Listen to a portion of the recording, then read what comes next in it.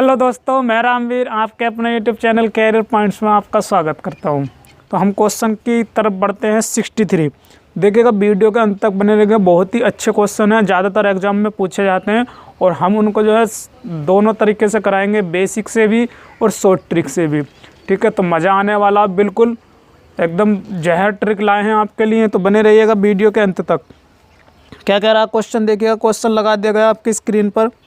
किसी शहर की जनसंख्या पहले वर्ष 16.2/3% बढ़ती है और दूसरे वर्ष 37.5% घटती है, तीसरे वर्ष 57.1/7% बढ़ती है, तो वर्तमान जनसंख्या ज्ञात करो अगर 3 वर्ष बाद जनसंख्या इतनी होगी।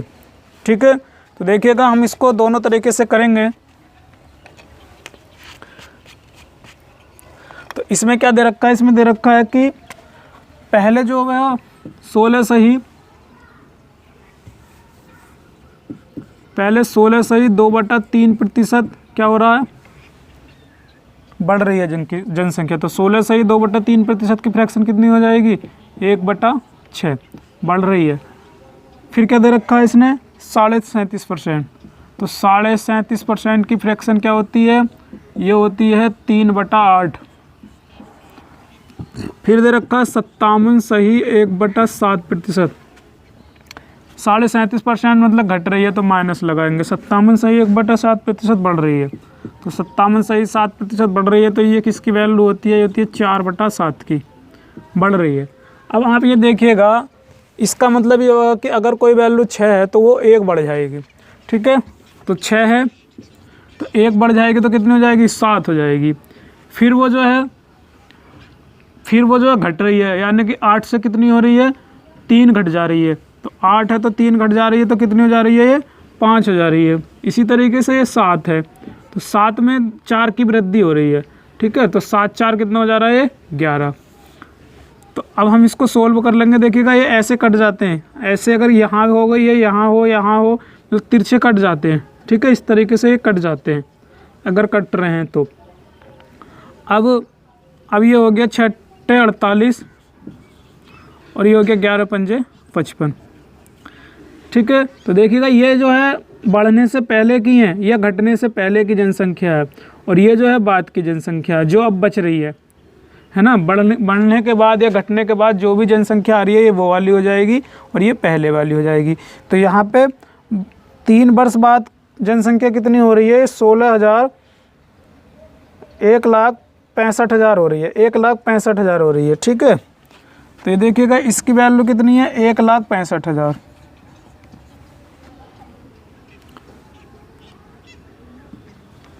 तो यहाँ पे ये इसकी 1 यूनिट की वैल्यू निकालेंगे। देखिए ये सब यूनिट में चलती हैं, तो ये 55 यूनिट की वैल्यू 1,65,000 है। तो यहाँ से एक यूनिट की वैल्यू निकाल लेंगे, 1,65,000/55।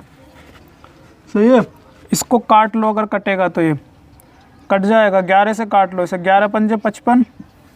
ये काटो, 11 कम 11, 5 बचेंगे, 11 पंजे 55। 2 3 0 ये ऐसे आ जाएंगे। फिर 5 से काट लो इसे, 5 तिया 15, 3,000, यानी कि 1 यूनिट की वैल्यू 3,000। हमें चाहिए प्रारंभिक वैल्यू कितनी थी, तो प्रारंभिक थी 38। तो इसको जो है 3,000 से गुणा कर देंगे, क्योंकि 1 यूनिट की वैल्यू 3,000 आ रही है, तो 48 यूनिट की वैल्यू कितनी होगी, 48 गुणा 3,000। 3 0 ये आ जाएंगे, 3 8 24 और 3 चौक 12 और 2 14। तो ये आ गया 1,44,000। तो पहली जो थी वो 1,44,000 थी। फिर जैसे ही पहले साल जो है 16.2/3% बढ़ी, यानी कि अगर 6 होगी तो वो 1 बढ़ जाएगी, तो 7 हो जाएगी। फिर वो जो है घट रही है, यानी कि 8 में से 3 घट रही है, तो कितनी हो जा रही है, 5 हो जा रही है। फिर जो है बढ़ रही है, तो कितनी बढ़ रही है, वो 7 से 4 बढ़ रही है, तो 7 से 4 11 बढ़ा देंगे। ठीक है, अगर कुछ कट रहा होगा तो काट देंगे इस तरीके से इनके बीच में, नहीं कटेगा तो कोई बात नहीं। तो यहाँ कट गया, 7 से 7 कट गया, खाली ये बचा। तो हम इनकी गुणा करके लिखते हैं, 6 8 48 और 11 पंजे 55। सही है, अब यहाँ पे 55 यूनिट की वैल्यू दे रखी है इतनी, तो यहाँ से 1 यूनिट की वैल्यू निकाल लेंगे, 3,000 आ गई। हमें चाहिए 48 यूनिट की, तो 48 यूनिट की इस तरीके से निकाल लेंगे। सही है, अब मैं आपको बताता हूँ इससे भी शॉर्ट मेथड बताता हूँ। देखिएगा कैसे। मैं मान लूँगा कि मेरे पास 3 साल पहले की जो जनसंख्या थी वो x थी, सही है।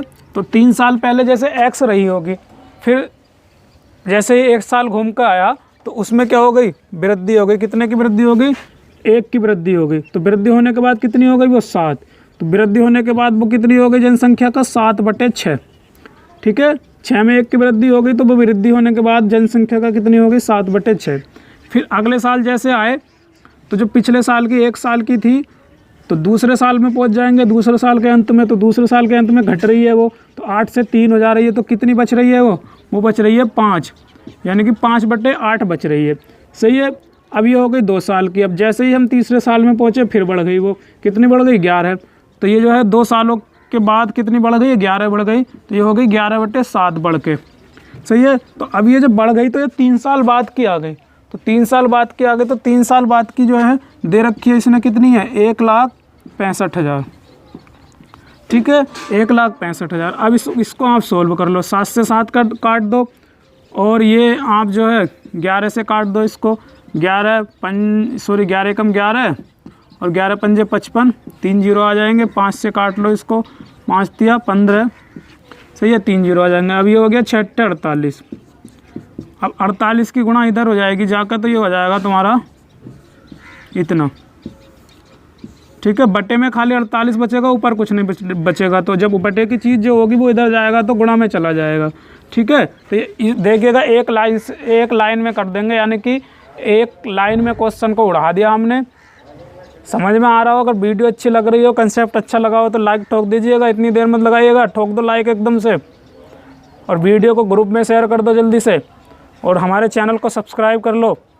भाई हम आपके लिए इतनी मेहनत कर रहे हैं, आपको इतना अच्छा कंसेप्ट दे रहे हैं, इतने बड़े क्वेश्चन को हमने एक लाइन में कर दिया, और आपको क्या चाहिए, हमारे लिए भी कुछ करिएगा, सही है। तो चलिएगा अगले क्वेश्चन की तरफ बढ़ते हैं। क्या कह रहा है अगला क्वेश्चन, एक आदमी अपनी आय का 5% परिवहन पर खर्च करता है, बची हुई आय का 20% खाने पर खर्च करता है, और फिर 120 रुपये दान देता है।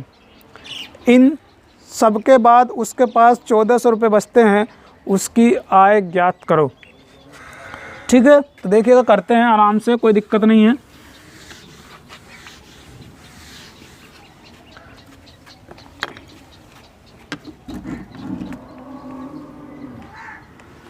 क्या कह रहा है, कह रहा है कि 5% परिवहन पर खर्च करता है, बची आय का 20% खाने पर खर्च करता है, और फिर वो 120 रुपये दान दे देता है।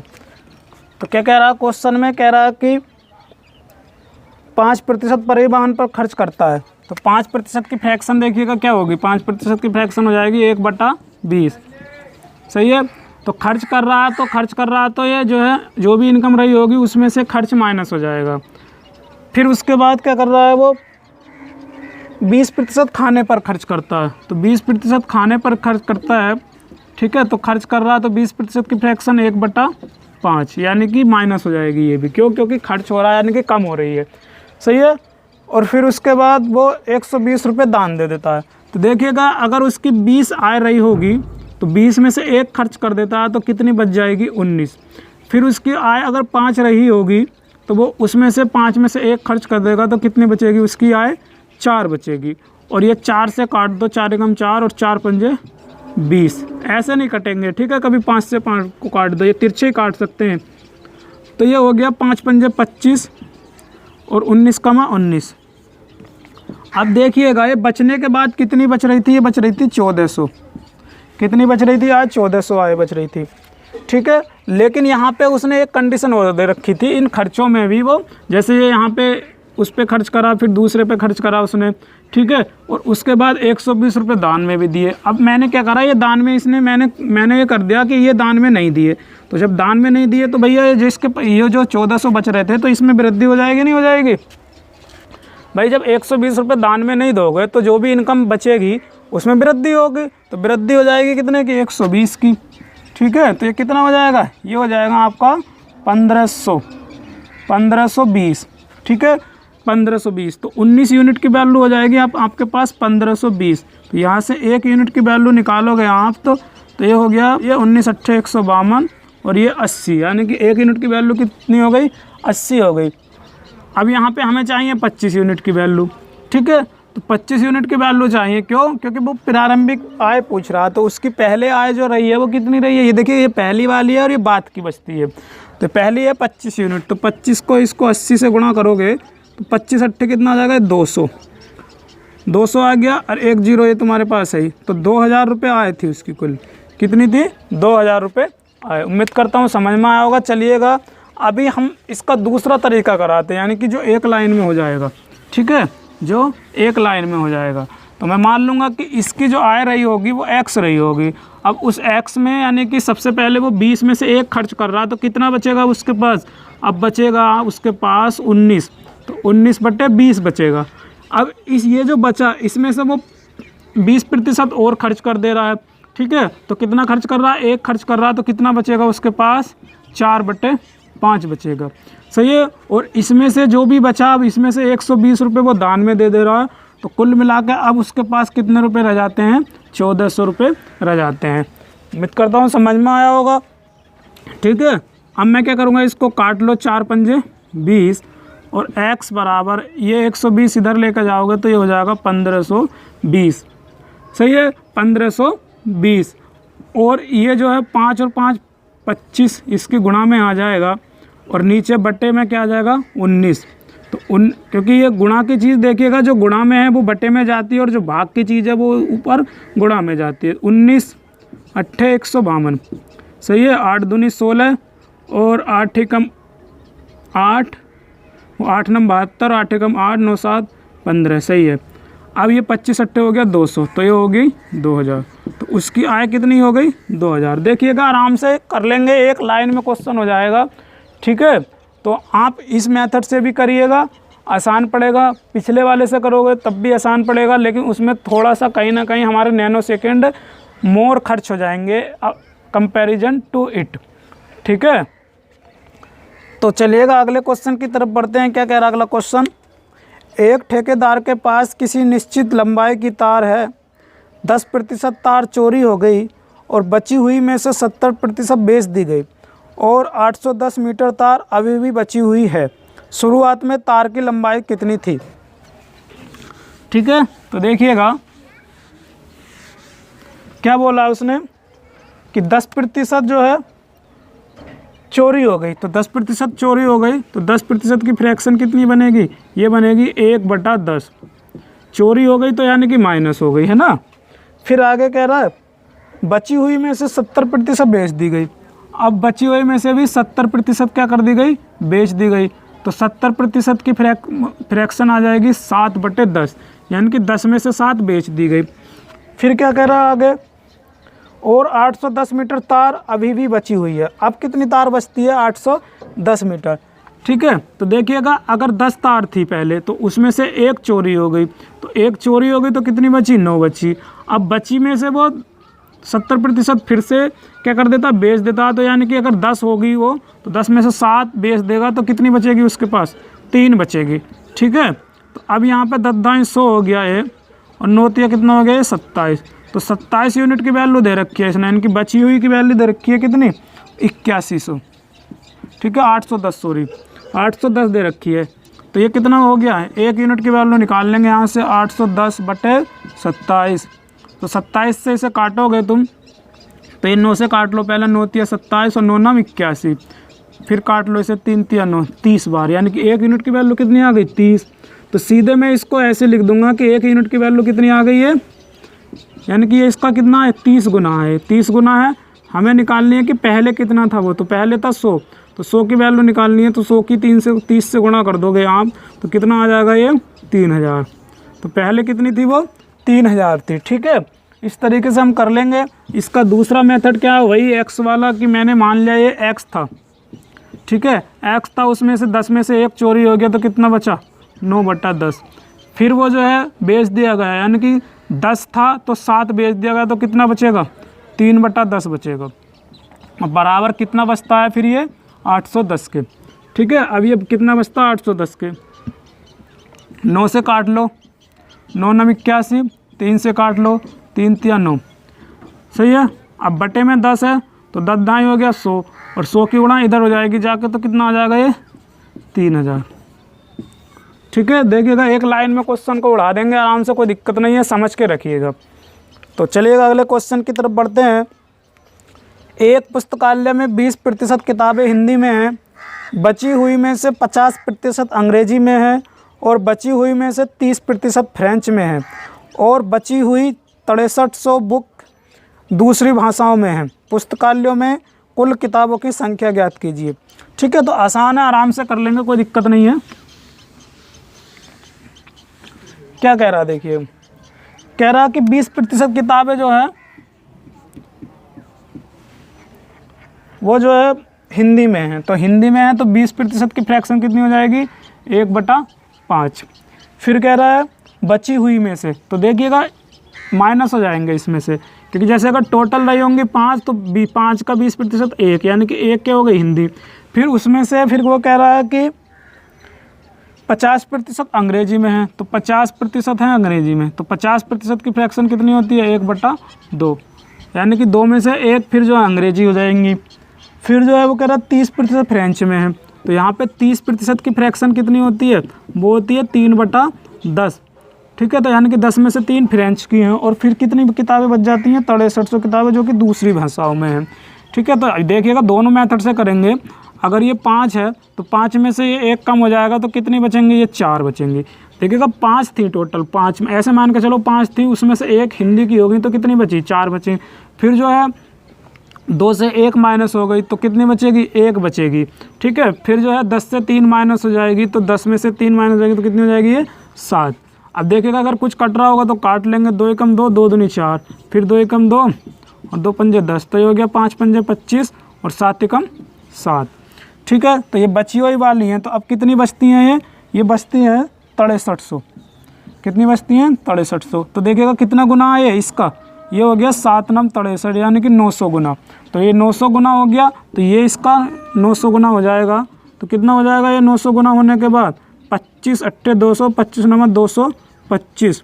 ठीक है, और 2 जीरो ये आ जाएंगे। तो कुल किताबें कितनी थी, इतनी किताबें थी 22,500।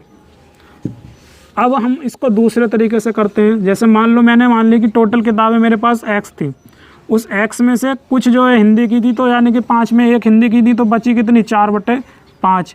फिर कुछ अंग्रेजी की थी, यानी कि 2 में से 1 अंग्रेजी की थी, बची कितनी, 1 बचेगी। 2 में से 1 घटाओगे 1 बचेगी, 1/2 बचेंगी। उसमें कुछ फ्रेंच की हैं। ठीक है, तो फ्रेंच की 10 में 3 है, तो बचेंगे कितनी, 7/10। और बचा हुआ ये सारा बचा हुआ है, टोटल कितना बचा है, 6300।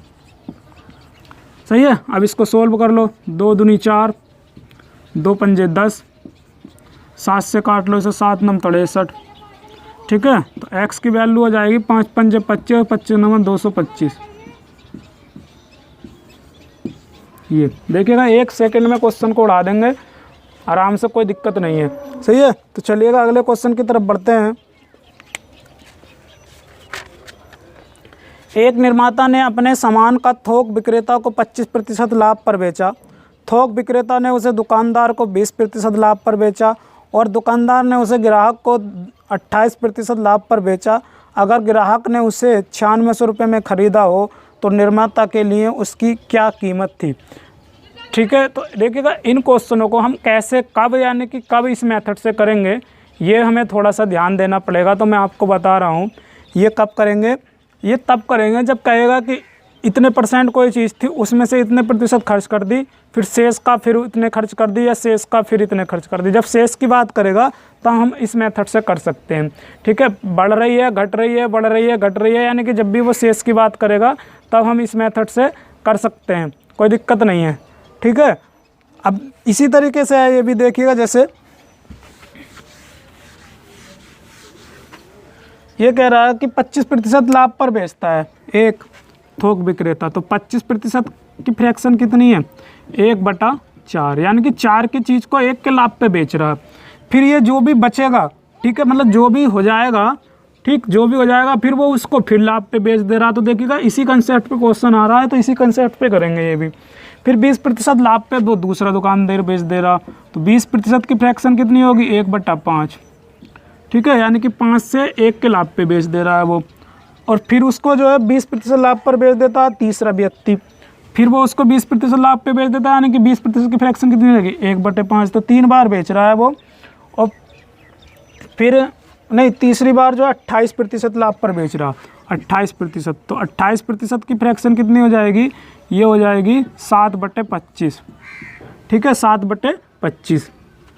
अब आप ये देखिएगा, सबसे पहले मान लो उसकी 4 थी वस्तु की कीमत, उसको 1 के लाभ पे बेचा, तो कितने का बेच दिया उसने, 4 से 5 का बेच दिया, 4 से 5 का बेच दिया। अब ये जो आया फिर उसको उसने फिर से 1% यानी कि 20% के लाभ पे बेच दिया। मतलब कैसे बेचा कि 5 की चीज़ को 1 के लाभ पे बेचा, तो 5 की चीज़ को 1 के लाभ पे बेचा तो कितने में बेचा, 6 में बेचा। इसी तरीके से फिर जो आया फिर उसको इसने फिर से लाभ पे बेच दिया, 25 की चीज़ को 7 के लाभ पे बेच दिया, ठीक है। 25 का जो 25 की वस्तु थी उसने उसको 7 के लाभ पे बेचा, तो कितने हो जाएंगे, 25 और 7 हो जाएंगे आपके 32, ठीक है। तो ये प्रॉफिट के बाद जो राशि मिलेगी, और ये जो है तुम्हारी पहले वाली, ये 5 से 5 काट लो, 4 × 8 = 32, ये 8 बार कट जाएगा, अब नहीं कटेगा, तो इधर बचा 5 25 और इधर बचा 6 × 8 = 48, ठीक है। तो 25 की चीज़ 48 रुपये में बिकी फाइनली। तो कितने रुपए में कल, मतलब उसने जो लास्ट वाले व्यक्ति ने कितने रुपए में ख़रीदा, उसको ख़रीदा 48 यूनिट में, लेकिन यहाँ पे कितने का ख़रीद रहा है वो, 9600 में। देखिएगा ऐसे एक बार और समझिएगा, जैसे ये है, ए है व्यक्ति, बी है, सी है, डी है। अब ए व्यक्ति बी को बेच रहा, तो ये जो बेच रहा इसके लिए तो हो जाएगा एसपी, मतलब विक्रय मूल्य, लेकिन ये खरीद रहा तो इसके लिए यही वाली जो कीमत हो जाएगी वो हो जाएगी क्रय मूल्य। इसी तरीके से अगर ये फिर ये इसको बेच रहा तो जितने में भी बेचेगा इसके लिए वो चीज़ हो जाएगी एसपी, मतलब विक्रय मूल्य, लेकिन ये खरीद रहा तो इसके लिए हो जाएगी ये सीपी हो जाएगी।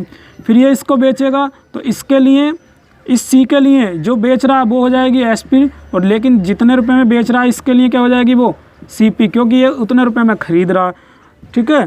तो ये जो है फाइनली जो है इस वाले व्यक्ति ने इसको लाभ पे बेचा, तो इसको बेचा लाभ पे, तो इसने क्या करा है, खरीदा है, तो इसके लिए खरीद मूल्य हुआ नहीं हुआ है, तो खरीद मूल्य हुआ इसके लिए, जो इसने बेचा तो उसके लिए वो विक्रय मूल्य हो गया। लेकिन ये खरीद मूल्य दे रखा है कितना, 48 यूनिट का वैल्यू कितना देखा, 9600 रुपये, तो कितने गुना हो गया इसके, ये हो गया 200 गुना, ठीक है। 48 यूनिट की वैल्यू कितनी है, इसका 200 गुना है, तो हमें निकालनी है 25 यूनिट की, तो इसका 200 गुना कर दो हम, 25 दूनी 50, ठीक है, 5000। तो कुल मिलाकर 5000 रुपये की चीज़ थी और कितने में बिकी वो, 9600 रुपये में बिकी। अब इसको हम दूसरे मेथड से करते हैं, एक्स वाले से। देखिए कैसे करेंगे। जैसे मान लिया मैंने कोई वस्तु की कीमत x रुपये थी, उसको जो है 1 के लाभ पे बेचा गया, यानी कि 4 से 1 पे बेचा गया, तो कितने की बिक गई वो, 5/4 की बिक गई। कितने की बिक गई, 5/4 की। फिर उसको 20% लाभ पे बेचा गया, यानी कि 5 से 1 के लाभ पे बेचा गया, तो कितने की बेची गई वो, 6/5 पे बेची गई। फिर वो 25 से 7 पे बेची गई, यानी कि 32/25 पे बेची गई, ठीक है। क्योंकि ये सब बेची गई हैं, यानी कि बढ़ाई गई हैं, ठीक है, तो सबको हम बढ़ा देंगे क्योंकि सब में वृद्धि करी गई है, ऐसे समझ लो वृद्धि कर दी गई है। देखिएगा लग रहा है प्रॉफिट एंड लॉस का, लेकिन हम इसको कैसे करेंगे, परसेंटेज से करेंगे, परसेंटेज के कंसेप्ट से करेंगे। लेकिन तुम्हें लग रहा होगा कि प्रॉफिट एंड लॉस का ये ऐसे ही होता है ये वाला क्वेश्चन, ठीक है, तो ध्यान रखिएगा। तो ये अब कितने रुपए की बेच रहा है इसको, मतलब कितने रुपए की बेच रहा है, ये बेच रहा है 6300 रुपये की, 6300 की 9600 की बेच रहा है, सही है। तो अब यहाँ इसको सोल्व कर लेंगे, 5 से 5 काट लो, 4 से काट लो, 4 × 8 = 32, और ये अब नहीं कटेगा शायद, अब ये हो जाएगा 8 × 48 और 48 दूनी 96, ठीक है। तो एक्स की वैल्यू आ जाएगी 25 दूनी 50, 5000। इस तरीके से हम इसको एक लाइन में सोल्व कर सकते हैं आराम से, कोई दिक्कत नहीं है।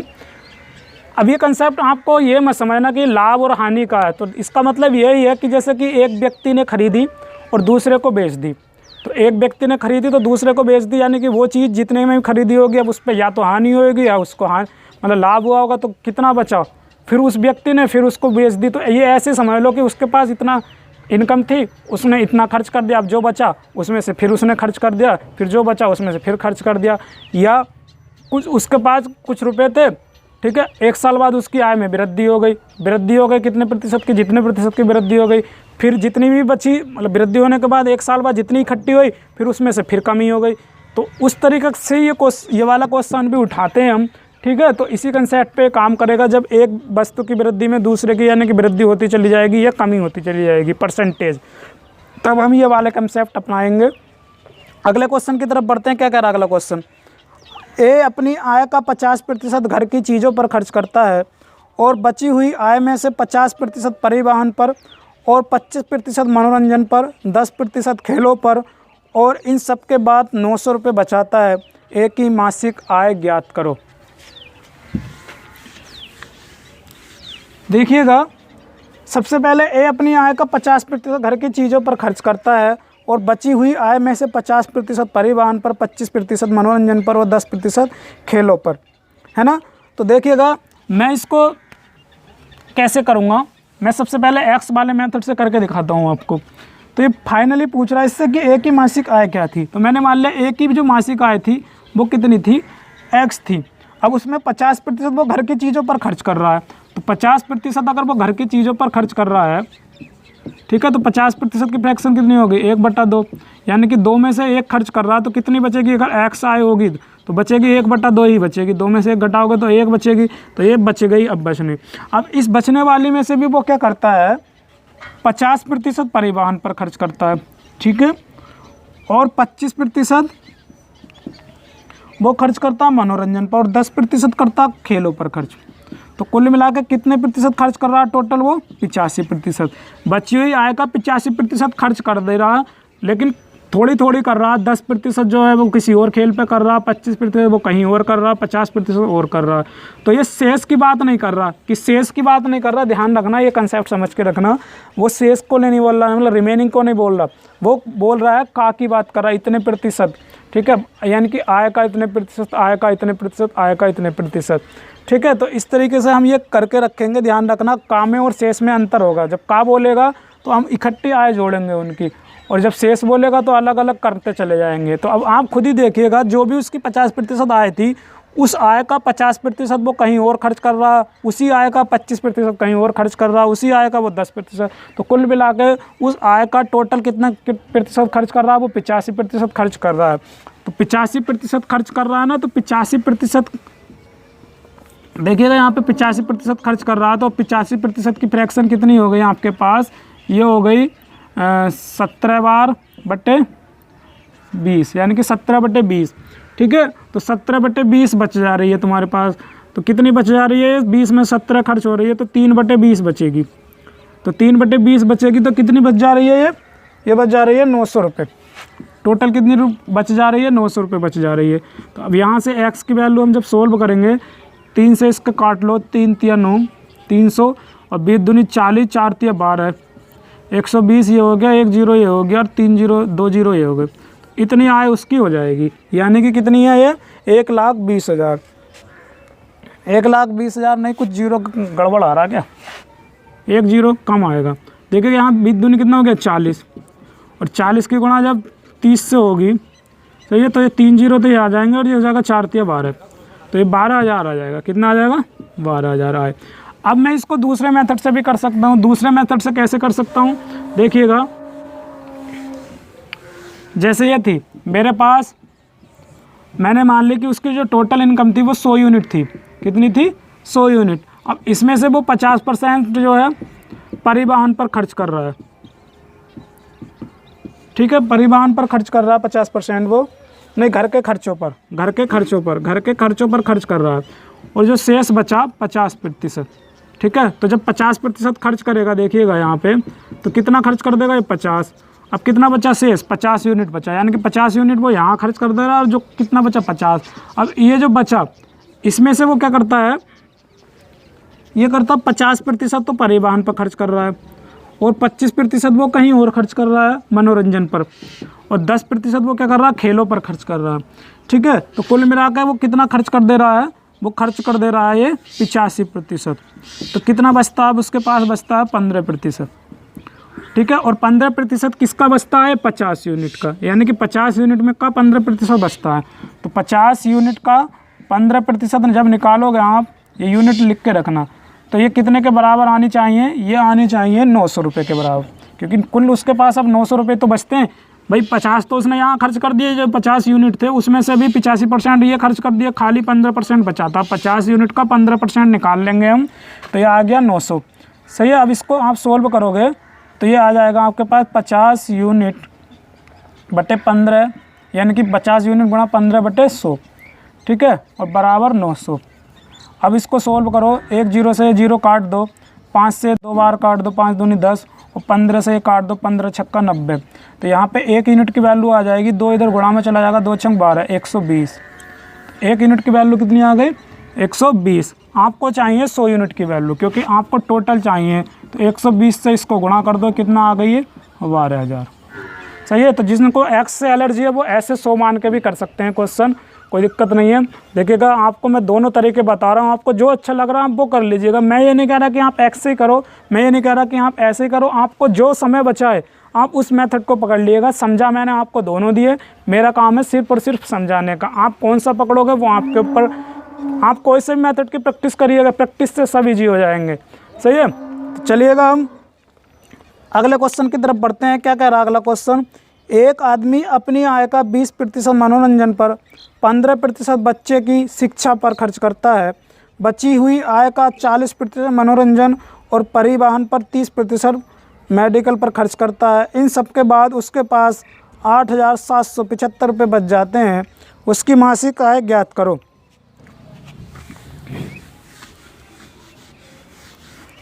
हाँ, तो हम क्या करेंगे, इसको हम मान लेंगे कि हमारी उसकी जो प्रारंभिक मासिक आय थी वो कितनी थी? 100 यूनिट थी। तो 100 यूनिट में वो क्या कर रहा है? 100 यूनिट में वो ये खर्च कर रहा है। देखिएगा, 20 तो ये यहाँ पे खर्च कर रहा है, और 15% ये खर्च कर दे रहा है, यानी कि 2 खर्च कर दे रहा है वो। ठीक है। तो 15 और 20 कितने हो गए? 35। तो वो 35 को खर्च कर दे रहा है, 100 का 35% वो खर्च कर दे रहा है। तो 100 का 35% कितना आ जाएगा? देखिएगा, 100 का 35% कितना आ जाएगा? 35 ही तो आ जाएगा। तो 100 में से 35 यूनिट ये खर्च कर दे रहा है, तो कितना बचेगा इसके पास? 65 यूनिट। अब 65 यूनिट में से भी वो क्या काम कर रहा है?